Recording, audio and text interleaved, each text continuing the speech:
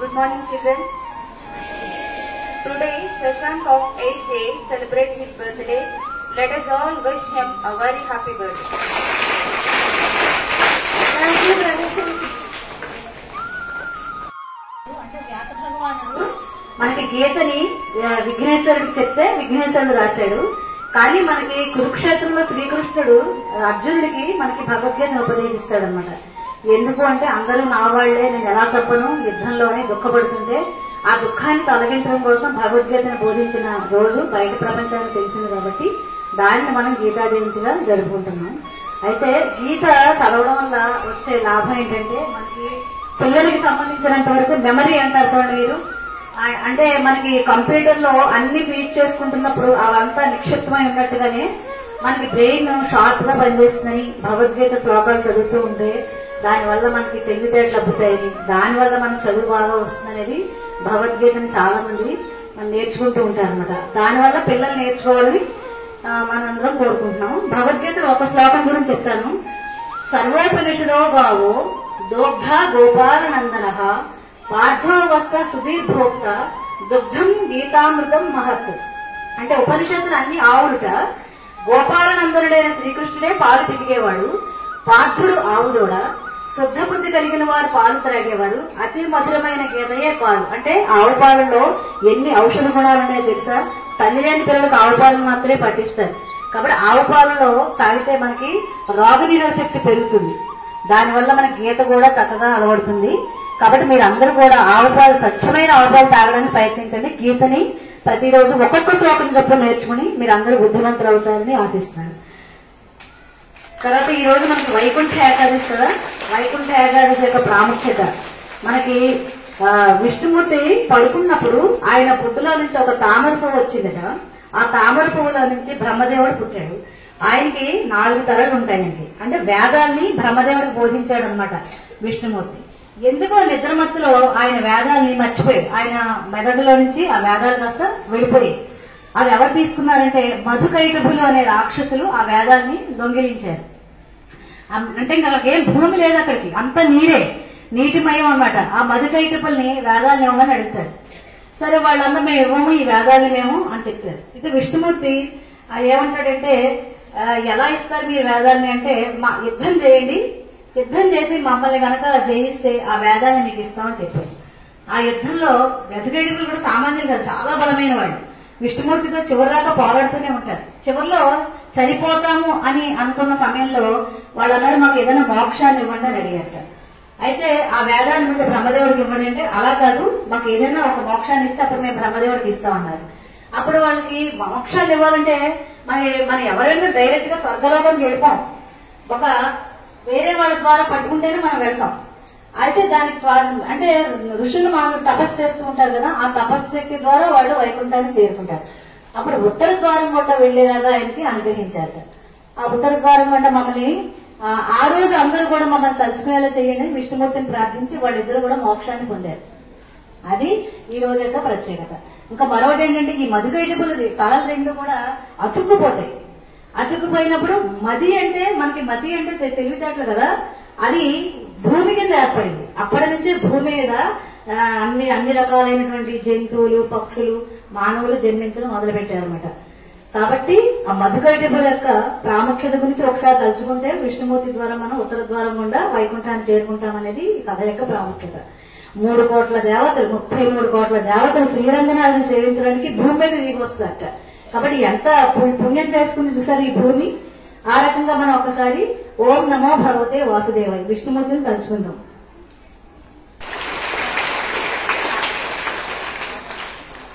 ఈరోజు గీతా జయంతి కదమ్మా. అసలు భగవద్గీత అంటే ఏంటి? భగవద్గీత పారాయణం చేస్తే ఏమవుతుంది? భగవద్గీత పారాయణం చేస్తే మోక్షం ప్రాప్తిస్తుంది అంటారు. అసలు మోక్షం అంటే ఏంటి అంటే ఇహంలో దేన్నైనా ఇవ్వగలిగేది అని అర్థం. అంటే భగవద్గీత పారాయణం చేసినంతనే మనకి మోక్షం లభిస్తుందా అంటే దాని గురించి పెద్దలు ఒక చిన్న కథ చెప్పారు. అది ఒకసారి చెప్తాను వినండి. ఒక ఊర్లో ఒక పండితుడు ఉండేవాడు. తను అన్ని శాస్త్రాలు, వేదాలు అన్ని నేర్చుకున్నాడు అనమాట. రోజు భగవద్గీత పారాయణం చేసేవాడు మోక్షం కోసం అని. అలాగే అదే ఊర్లో ఒక పేదవాడు ఉండేవాడు. కట్టెలు కొట్టుకొని తన పని చేసుకునేవాడు. అయితే ఇద్దరు కూడా వయసు నిండిన తర్వాత మరణించిన తర్వాత దేవదూతలు వాళ్ళని తీసుకెళ్ళడానికి వస్తారనమాట.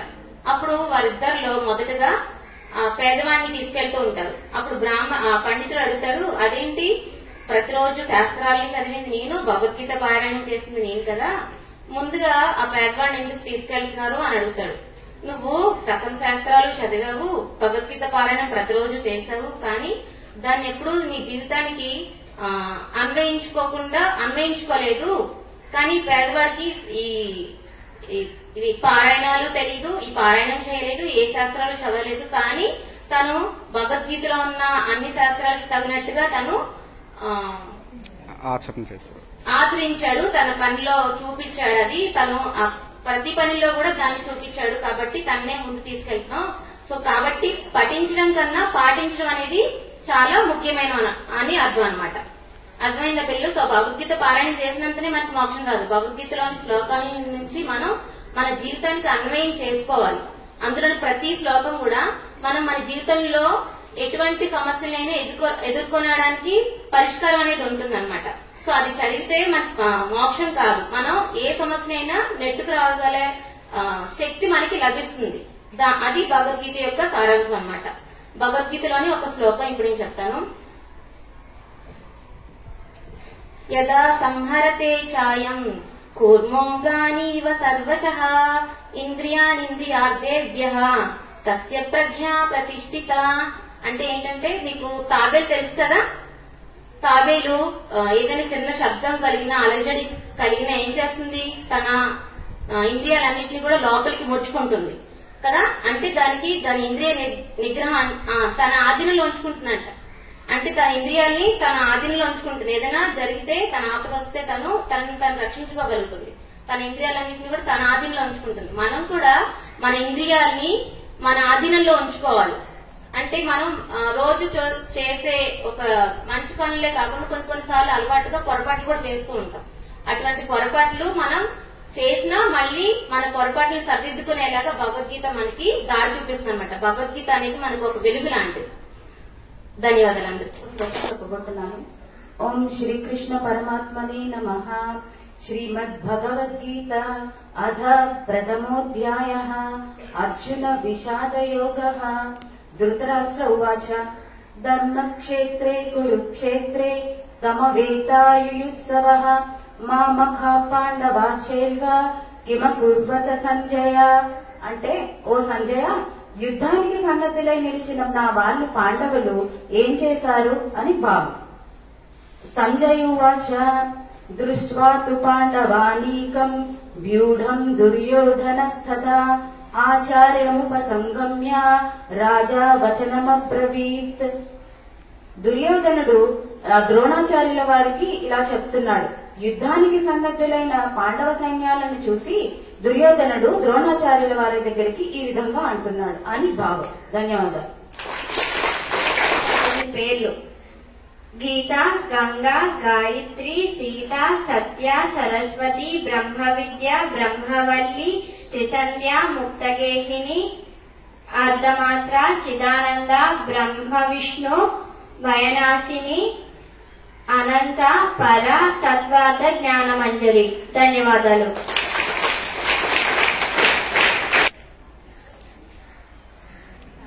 Namaste teachers and madam. Good morning my friends.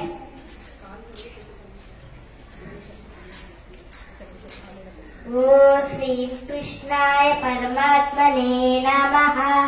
Srimad Bhagavad Gita Atha Pradhamodhyayah. Arjuna Vishada Yogaha. Dhritarashtra Uvacha Dharmakshetre Kurukshetre Samavetaयुत्सवः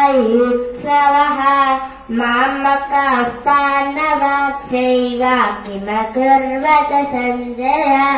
Sanjay उवाच दृष्ट्वा तु पाण्डवानीकं व्यूढां दुर्योधनस्तथा आचार्यमुपसंगम्य राजा वचनमब्रवीत्. पश्यैतां पाण्डुपुत्राणाम् आचार्य महतीं च मुम् यूढा नृपदपुत्रेण तव शिष्येन धीमता अत्र शूरा महेश्वासाः भीमार्जुनसमायुधि युधानो विराटस्य कृपदस्य महारथः दृष्टकेतुश्चेकितानः काशीराजस्य वीर्यवान् पुरुजिकुन्तिभोजस्य शैर्यस्य नरपुङ्गवः अत्र शूरा महेश्वासाः भीमार्जुनसमायुधि युधानो विराटस्य कृपदस्य महारथः युधामन्युश्च विक्रान्तः उत्तमौजस्य वीर्यवान् सौभद्रो द्रौपदेयाश्च सर्व एव महारथः। धन्यवादाः।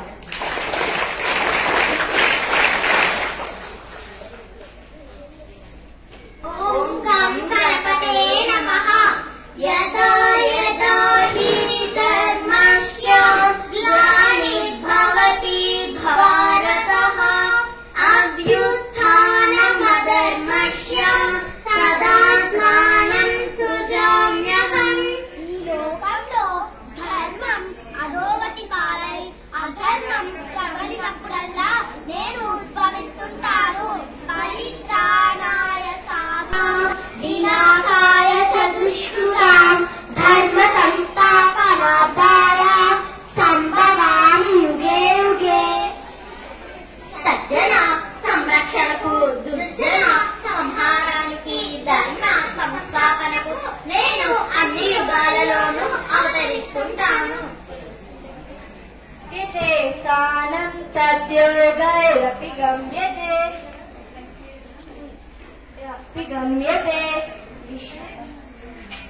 జ్ఞానయోగులు పొందే ఫలమే కర్మయోగులు పొందుతారు. జ్ఞానయోగం కర్మయోగం ఒకటే అని గ్రహించిన వాడే నిజమైన జ్ఞాని అని తెలుసుకో. యోగ యుక్తో విశుద్ధాత్మ విశుద్ధాత్మ జితేంద్రియ సర్వభూతాత్మ భూతాత్మ కృబ్బన్నపి లిప్యతే. నిష్కామ కర్మాచరణం నిర్మల హృదయం మనోజయం. ఇంద్రియ నిగ్రహం కలిగి సమస్త జీవులలో ఉండే ఆత్మ తన ఆత్మ ఒకటే అని తెలుసుకున్నవాడు కర్మలు చేసిన ఎలాంటి దోషము అంటదు.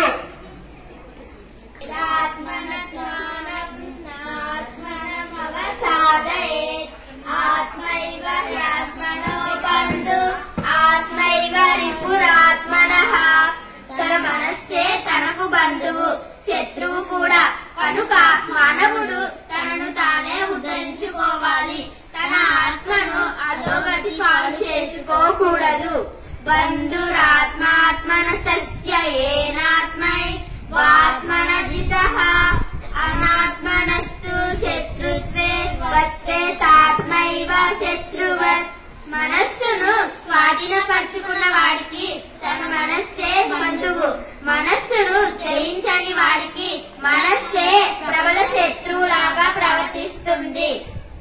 పరమం గుహ్యం మద్భక్తేభ్యాభిదాస్యతి భక్తిం మయి పరాం కృత్వా మాయే వైప్యత్య సంశయః. పరమ రహస్యమైన గీతా శాస్త్రాన్ని నా భక్తులకు బోధించేవాడు నా మీద పరమ భక్తితో నన్ను చేరుతారనడంలో సందేహం లేదు. శ్రద్ధావానరశూలస్య శృణయాదపి యో నరః సోపి ముక్త శుభాన్ లోకాన్ ప్రాప్నుయాత్ పుణ్యకర్మాణాం. ఈ గీతా శాస్త్రాన్ని శ్రద్ధతో అసూయ లేకుండా ఆలకించేవాడు పాపాల నుంచి విముక్తి పొంది పుణ్యాత్ములుండే శుభలోకాలను చేరుతాడు. శుభోదయం. నా పేరు వైష్ణవి. నేను 9వ తరగతి ఏ విభాగంలో చదువుతున్నాను. ఇప్పుడు నేను కొన్ని గీతా శ్లోకాలు చెప్పబోతున్నాను. ధ్యాన శ్లోకం. ఓం పార్థాయ ప్రతిబోధితాం భగవతా నారాయణేన స్వయం వ్యాసేన గ్రథితాం పురాణమునినా మధ్యే మహాభారతం అద్వైతామృత वर्षिणीं भगवतीम् अष्टादशाध्यायिनीम् अम्ब त्वामनु सन्ददामि भगवद्गीते भवद्वेषिणीम्। अथ द्वादशोऽध्यायः भक्तियोगः। अर्जुन उवाच एवं सततयुक्ता ये भक्तास्त्वां पर्युपासते ये चाप्यक्षरमव्यक्तम् तेषां के योगवित्तमाः। श्रीभगवानुवाच मय्यावेश्य मनो ये माम् नित्ययुक्ता उपासते श्रद्धया परयोपेताः ते मे युक्ततमा मताः। ये त्वक्षरमनिर्देश्यम् अव्यक्तम् पर्युपासते सर्वत्र गमचिन्त्यम् च कूटस्थमचलम् ध्रुवम् संनियम्येन्द्रियग्रामम् सर्वत्र समबुद्धयः ते प्राप्नुवन्ति मामेव सर्वभूतहिते रताः। क्लेशोऽधिकतरस्तेषाम् अव्यक्तासक्तचेतसाम् अव्यक्ता हि गतिर्दुःखम् देहवर्भिरवाप्यते। ధన్యవాదాలు.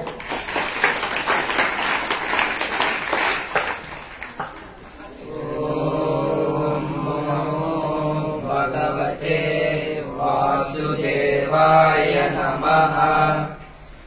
యత్ర యోగేశ్వర కృష్ణో యత్ర పాదో ధనుర్ధరా తత్ర శ్రీర్విజయో భూతే ధ్రువనితిర్మతిర్మమ. యత్ర యోగేశ్వర కృష్ణో యత్ర పాదో ధనుర్ధరా తత్ర శ్రీర్విజయో భూతే ధ్రువనితిర్మతిర్మమ.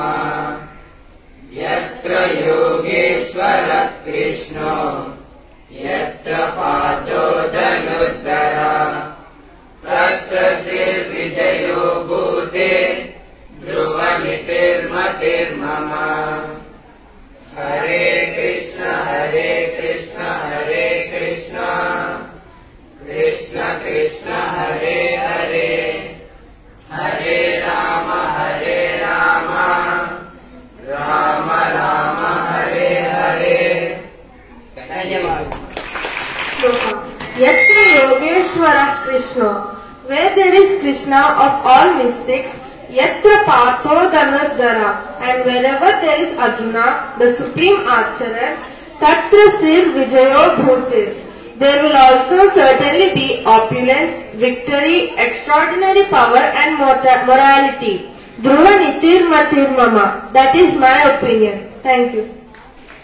పిల్లలు విన్నారు కదా ఎంత బాగా చెప్పారు శ్లోకాలు.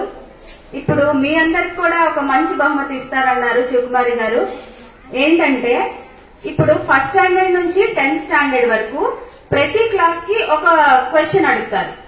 ఏ క్లాస్ ని అడిగితే వారు మాత్రమే ఆన్సర్ చేయాలి. ఓకేనా? First madam please come.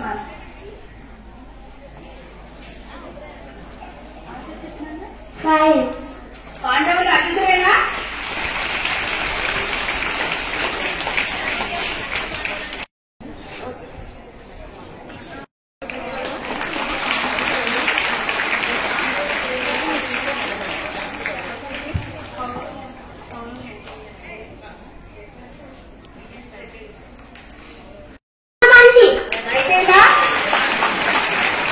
Parvati teacher please come.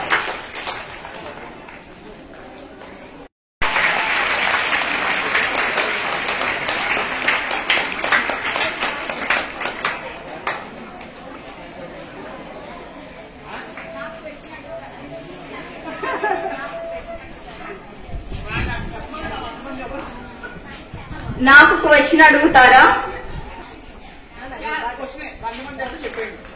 100 మంది పేర్లు చెప్పండి. 100 మంది పేర్లు చెప్పమంటున్నారు. అసలు అగ్రీ చేయం. నీకు తెలుసో పని ఒక్కరి పేరు చెప్తావా?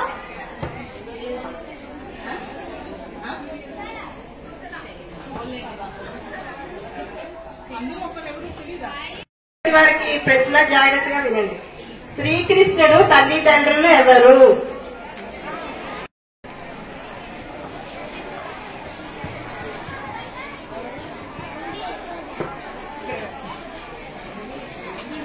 నందుడు యశోద.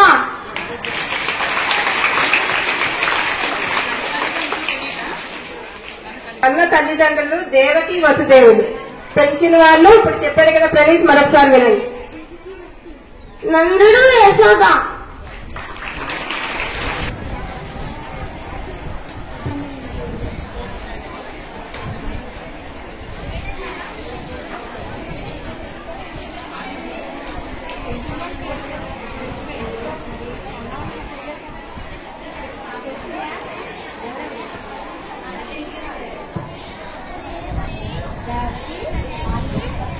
పిల్లలు, ప్రశ్న 4వ తరగతి విద్యార్థులకు మనకి యుద్ధం జరిగింది కదా, ఆ ప్రదేశం పేరు ఎవరికైనా తెలుసా? అశోక యుద్ధం. ప్లేస్ చెప్పండి. వర్షిణి చెప్పింది కురుక్షేత్రం. అసలు అందులోనే ఉందిగా, ధర్మక్షేత్రే కురుక్షేత్రే సమవేతాయుత్సవ అని.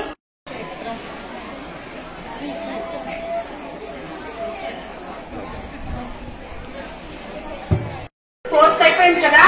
Next 5th standard. పాండవులు ఎంతమంది చెప్పారు కదా, ఎంతమంది? 5. సో 5 పేర్లు చెప్పగలరా ఎవరైనా?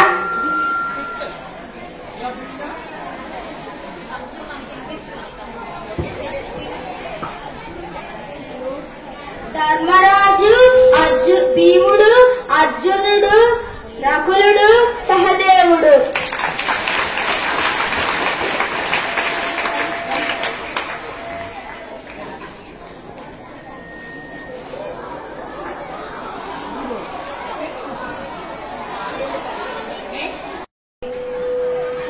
సిక్స్త్ క్లాస్ పిల్లలకు పాండవుల తల్లిదండ్రుల పేర్లు ఏమిటి? పాండురాజు, మాద్రి. ఇంకొక భార్య పేరు మాద్రి. రాజు, భీముడు, అర్జునుడు, కుంతీదేవి పుడితే నకులుడు సహదేవుడు మాద్రి పిల్లలు అన్నమాట.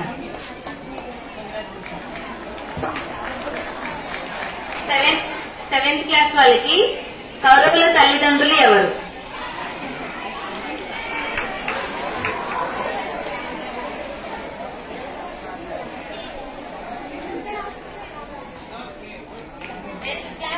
కౌరవుల తల్లిదండ్రులు ధృతరాష్ట్రుడు, గాంధారి.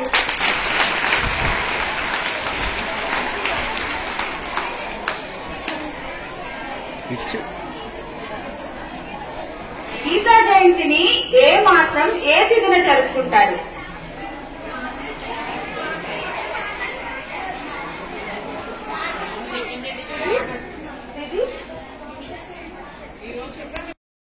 ఏకాదశి.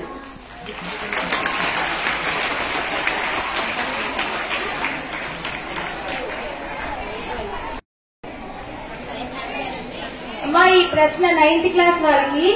భగవద్గీతలో మొత్తం ఎన్ని అధ్యాయాలు ఉన్నాయి, ఎన్ని శ్లోకాలు ఉన్నాయి?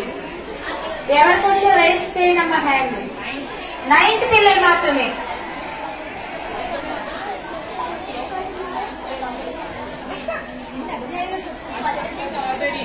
18 అధ్యాయాలు, 700 శ్లోకాలు.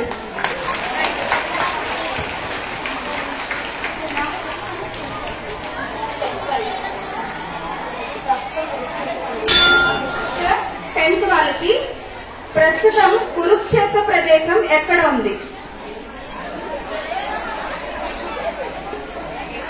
ఇండియాలో హర్యానాలో ఉంది.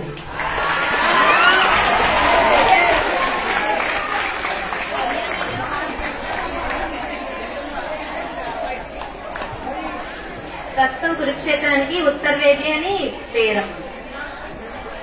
Thank you so much teachers, principal ma'am, and thank you so much children. సర్వే జనా సుఖినో భవంతు. ఓం శాంతి.